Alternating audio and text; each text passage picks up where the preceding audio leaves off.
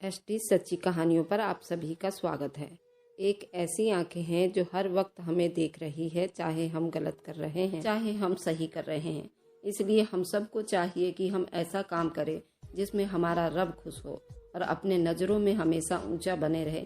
कई लोगों को मैंने देखा है, अगर वह किसी की मदद कर देता है तो वह सारी दुनिया में गाता फिरता है कि मैंने तो उस बंदे की मदद की है। तो ऐसे मदद से भी क्या फायदा, ताकि मदद लेने वाला भी शर्मिंदा हो जाए।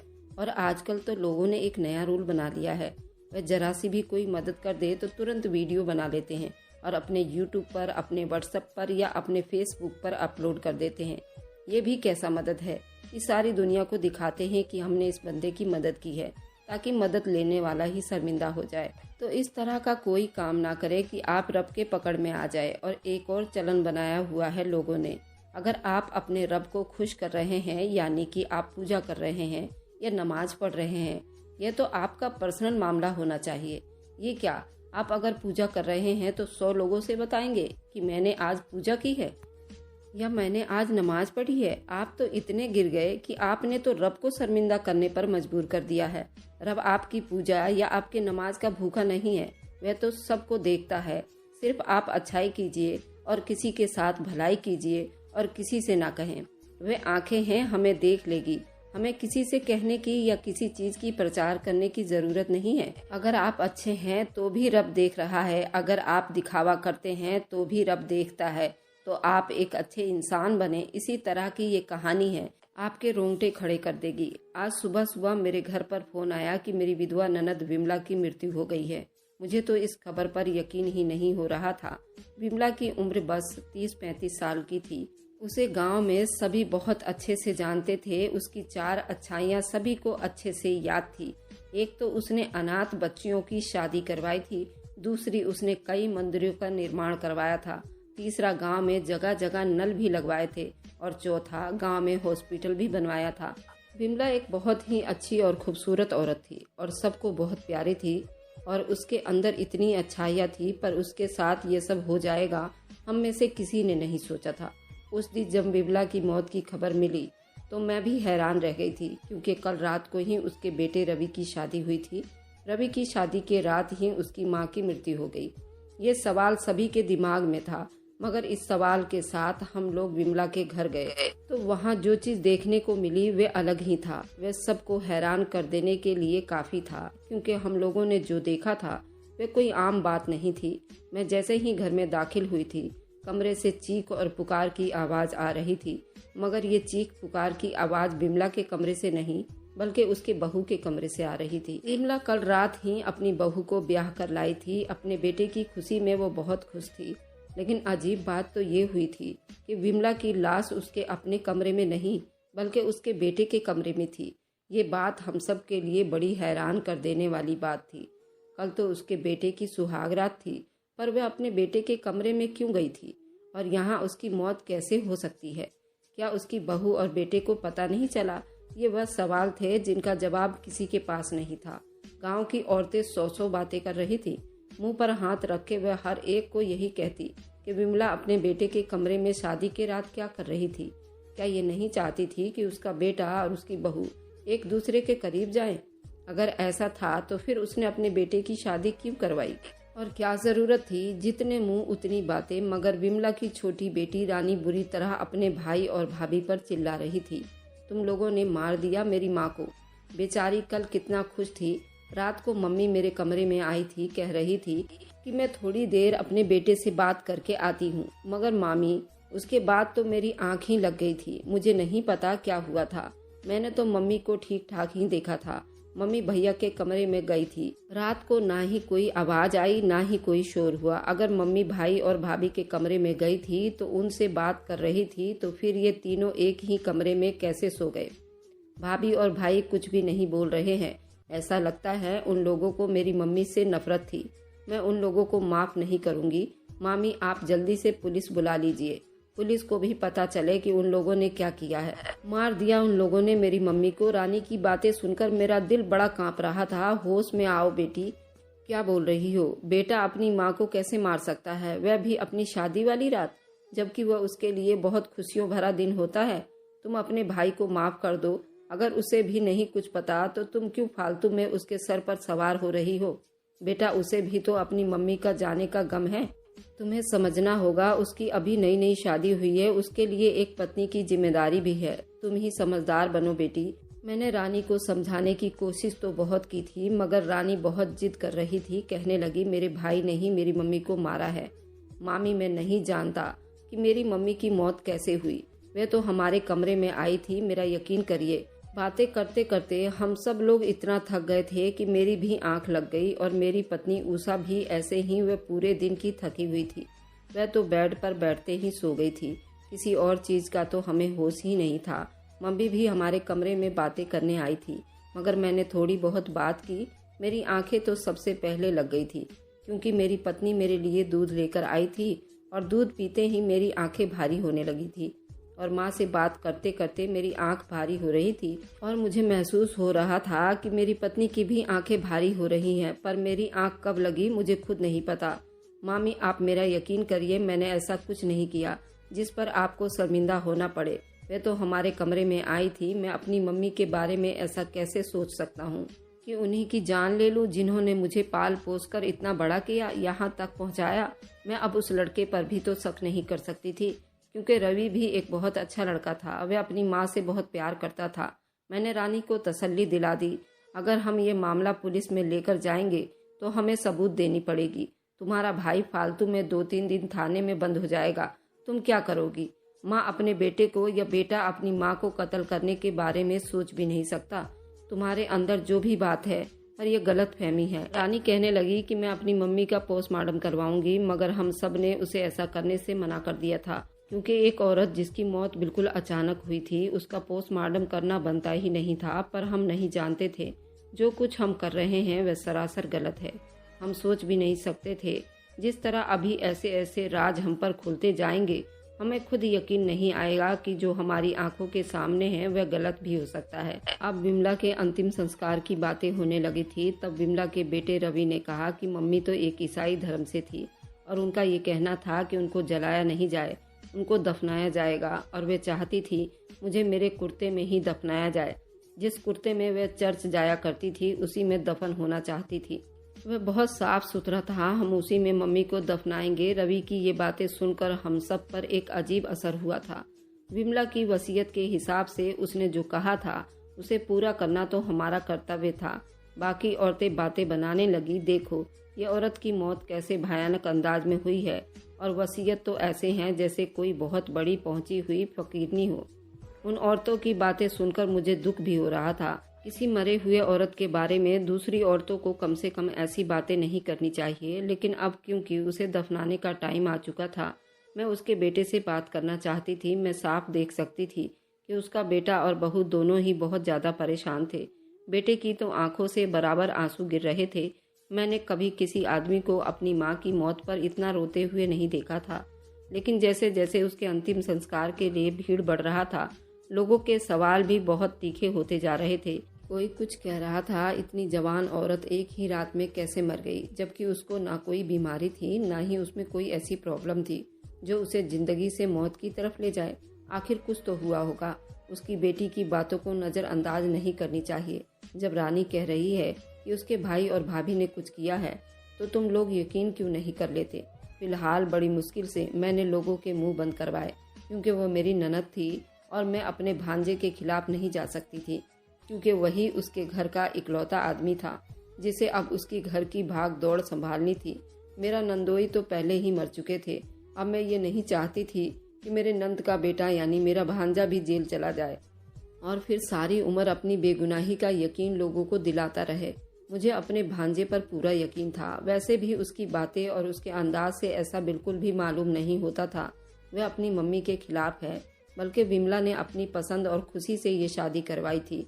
तो फिर हम ये बिल्कुल भी नहीं कह सकते थे कि विमला के बेटे ने उसकी जान ली होगी, जबकि बेटा और बहू दोनों ही विमला से बहुत प्यार करने वाले थे।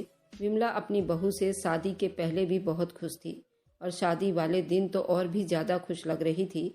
मगर मुझे फिक्र अब उसकी बेटी रानी की थी। वह तो किसी हाल में भी उस घर में ठहरने को तैयार नहीं थी। उसने कह दिया था कि मैं अपने कातिल भाई और भाभी के साथ इस घर में नहीं रहूंगी। मामी आप मुझे अपने घर ले चलिए। अब मुझे रानी को अपने घर लेकर ही जाना था। रानी जवान लड़की थी, मुझे भी खतरा था कहीं मेरे बच्चों के साथ रहते हुए कोई झगड़ा लड़ाई ना हो जाए। मुझे दोनों पर ही भरोसा था।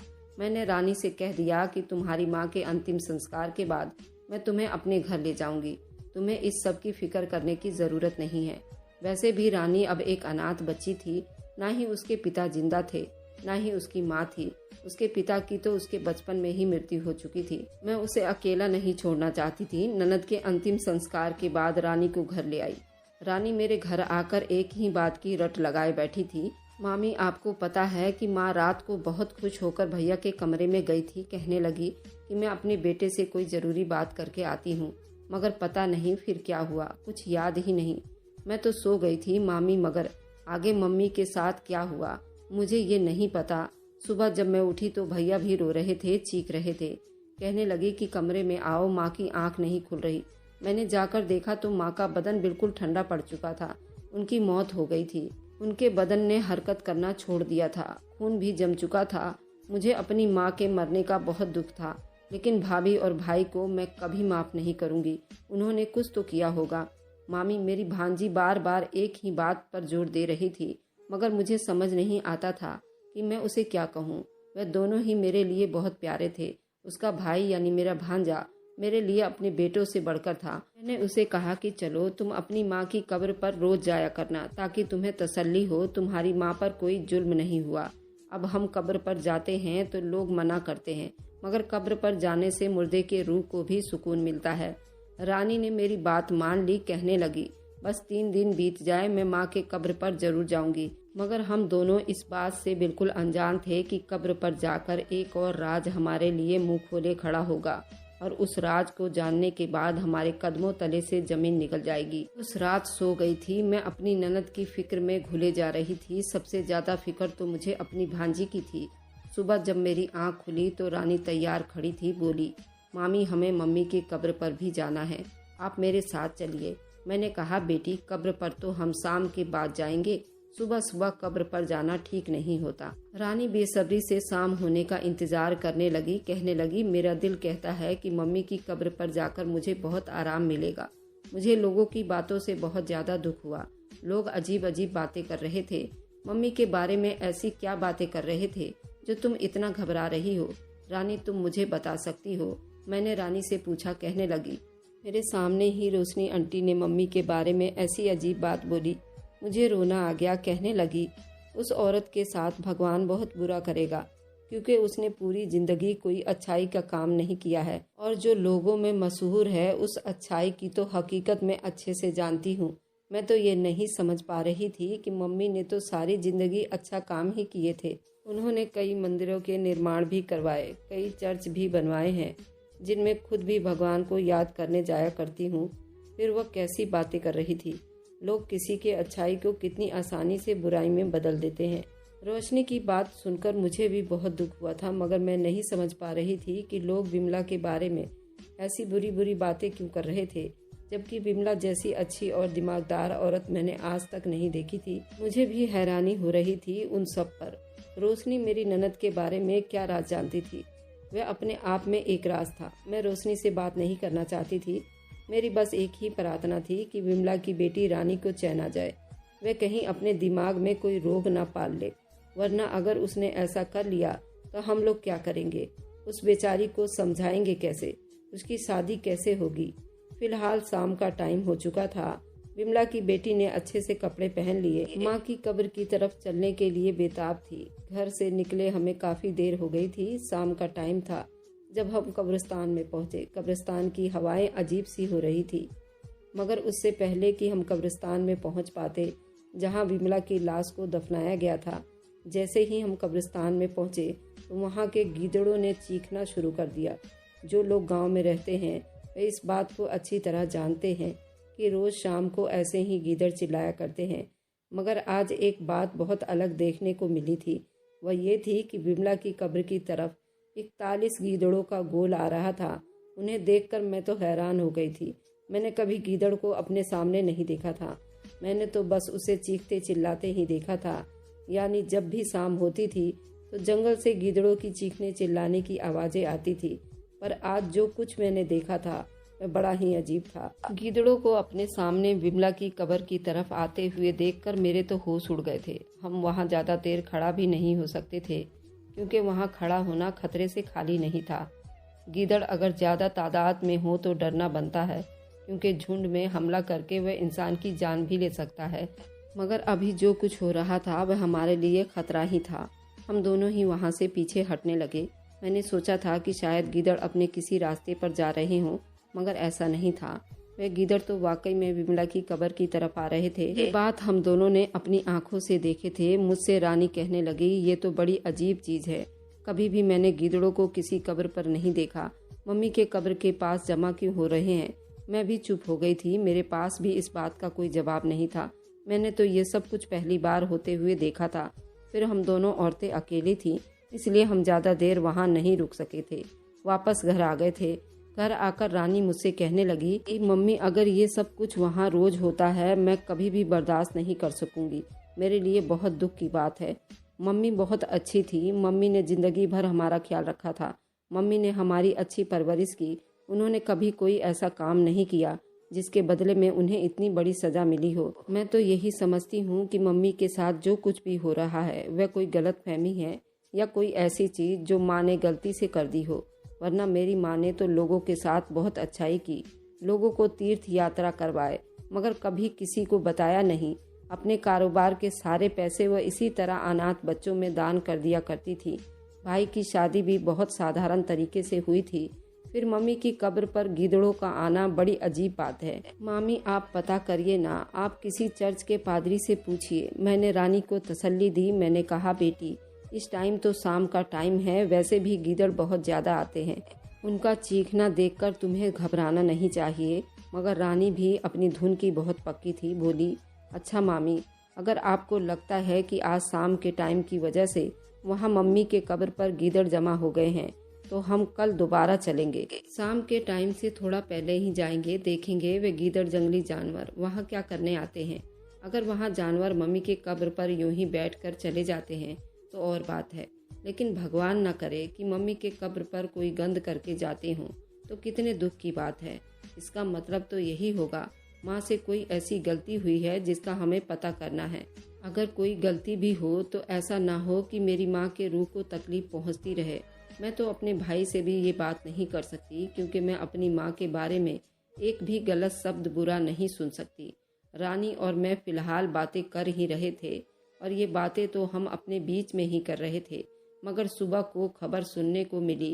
वह बड़ी हैरान कर देने वाली दुख की बात थी। मैंने सुना कि रवि ने अपनी पत्नी को डिवोर्स दे दिया है, यानी विमला की बहू अपने घर से शादी के दूसरे ही दिन चली गई थी। ये बात बहुत बुरी थी और हमारे खानदान के लिए बहुत शर्म की बात थी। कभी भी शादी के दूसरे दिन तीसरे दिन कोई दुल्हन अपने घर नहीं जाती, और रवि ने तो अपनी पत्नी को डिवोर्स दे दी थी। हैरान करने वाली बात तो यही थी, एक ही दिन भाभी हमारे घर रही और फिर वापस अपने घर चली गई। ऐसा तो कहीं भी नहीं होता मामी। मैं तो पहले ही कह रही थी कि दाल में कुछ काला है। अब आपने देख लिया ना, दाल में जरूर कुछ न कुछ तो काला है। मुझे तो पहले ही भाई पर शक था।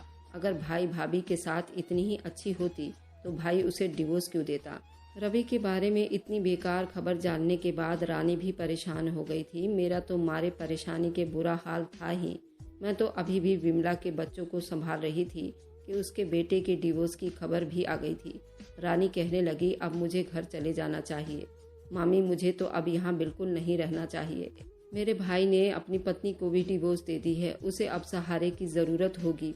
घर में खाना पकाना कौन करेगा? और आपको तो पता है मेरे भाई को बाहर के खाने से एलर्जी है, वह नहीं खा सकता। ये बात कहकर उसने मुझे परेशान कर दिया था। रानी कहने लगी, कल मैं ज़रूर माँ के कब्र पर जाऊंगी, बल्कि मैं और भैया दोनों जाएंगे, इसलिए मैं फ़िलहाल यहाँ से चली जाती हूँ।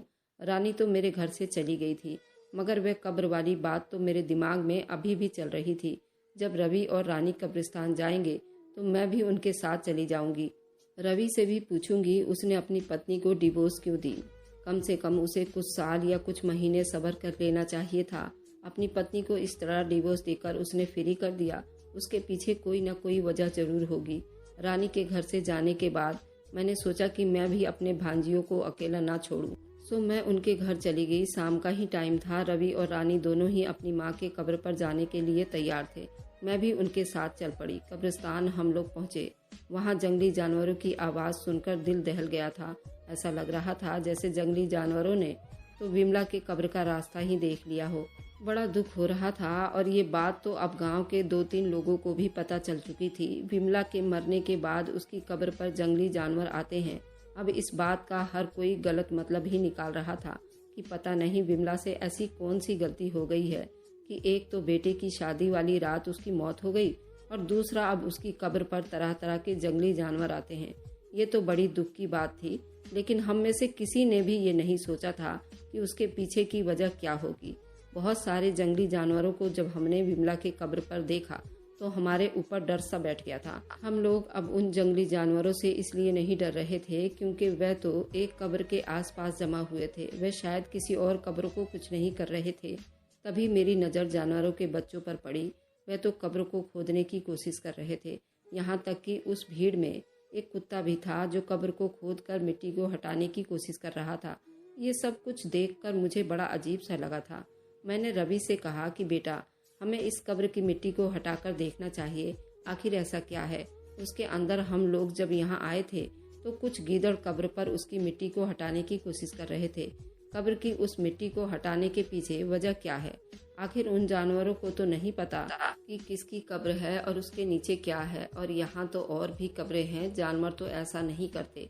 अगर ऐसा कर रहे हैं तो इसके पीछे जरूर कोई वजह है। कब्र खोदने का मकसद क्या है? हमें ऐसा करना चाहिए, पादरी को कब्रिस्तान के अंदर की ये सब हरकतें बतानी चाहिए ताकि पादरी इसका कोई हल बता सके। हमें अंदाजा हो जाए इस कब्र में ऐसा क्या है। मामी, मुझे ये तो नहीं पता कि कब्र में क्या है और ये जानवर यहाँ क्यों आए हैं, मगर शायद भगवान की यही मर्जी है। पादरी से हम जरूर बात करेंगे। मैं और रानी पादरी के पास पहुँचे, उनसे सारी बातें बताई। उन्होंने कहा कब्र खुदाई के लिए गांव वालों से भी परमिशन लेनी पड़ेगी और पूरा गांव इस कब्र खुदाई का गवाह होगा, तभी ये कब्र खोदी जाएगी। पादरी और रवि के बात का वजन भी था, लेकिन शक भी हो रहा था। रवि पादरी ने पूरे गांव के सामने कब्र खुदाई का ऐलान कर दिया, जबकि ऐसा होता नहीं है। फिलहाल मैं घर आ गई थी। अगले दिन कब्र खुदाई के लिए गाँव के बहुत सारे लोगों को यहाँ बुलाया गया था, क्योंकि विमला को सभी जानते थे और सबके लिए बहुत मशहूर, बहुत अच्छी औरत थी। अगला दिन कब्र खुदाई का दिन था। गांव के काफ़ी सारे लोग कब्रिस्तान में खड़े थे और इस पल का इंतज़ार कर रहे थे, अब कब्र खोली जाए। औरतें तो ये भी कह रही थी कब्र को खोलने से बद्दुआएं लगेगी, क्योंकि ये एक गुनहगार औरत की कब्र है। लेकिन जब पादरी और गांव के सभी लोगों के सामने कब्र का बक्सा खोलते ही खुशबू की तेज झोंकों ने हवा को और ज़्यादा निखार कर रख दिया था। सब लोग हक्का बक्का रह गए थे। उसमें विमला के लाश के अलावा हीरे जवाहरात भी रखे हुए थे, जिसकी रोशनी से जानवरों को अपनी तरफ खींच रहे थे। विमला की मौत का अब खुलासा भी होने वाला था। जब विमला रात के उस पहर अपनी बहू के कमरे में गई थी और विमला ने अपनी बहू के मुंह दिखाई में हीरे का हार दिया था, और इसी हीरे के हार को लेने के लिए विमला की बहू ने उसके बेटे से शादी की थी, और इस हार को विमला की बहू ने मुंह दिखाई लेते समय उसके मुंह में डाल दिया था। हीरे की जहर की वजह से विमला की मौत हो गई थी और अगले दिन उस हीरे के हार को वह ना ले पाई और उसने उस हार को अपने सास के ताबूत के अंदर रख दिया ताकि मैं रात को कब्र खोदकर उसके अंदर से उठा लूं, और उसके दूसरे दिन ही अपने पति से डिवोर्स लेकर अपने मायके चली गई ताकि उस हार को निकाल सके। लेकिन वहाँ कब्रिस्तान में तो गीदड़ों ने पहरा डाला हुआ था, जिसकी वजह से वह कब्र तक ना पहुँच पा रही थी, और सभी गाँव वालों के सामने उसने अपना जुर्म भी स्वीकार कर लिया था। इसलिए अच्छे लोगों के साथ हमेशा अच्छा ही होता है। उसके मरने के बाद भी उसके मौत के राज को सभी लोगों को पता चल गया, और लालची लोगों के साथ हमेशा बुरा ही होता है। इसलिए हमेशा अपने आप को एक अच्छा इंसान बनाएं। लालच इंसान को दीमक की तरह चाट जाता है और इससे हम सबको बचना चाहिए। अगर आपको आज की कहानी पसंद आई है तो वीडियो को जरूर लाइक कीजिएगा और अपने दोस्तों के साथ शेयर भी कीजिएगा। और हाँ, अगर आपने अभी तक हमारे चैनल को सब्सक्राइब नहीं किया है तो ज़रूर सब्सक्राइब कर लें। मिलते हैं हम अपनी कल की एक नई दिलचस्प कहानी के साथ। मुझ पर सदा अपना प्यार और स्नेह बनाए रखें। सभी को मेरा प्यार भरा नमस्कार दोस्तों।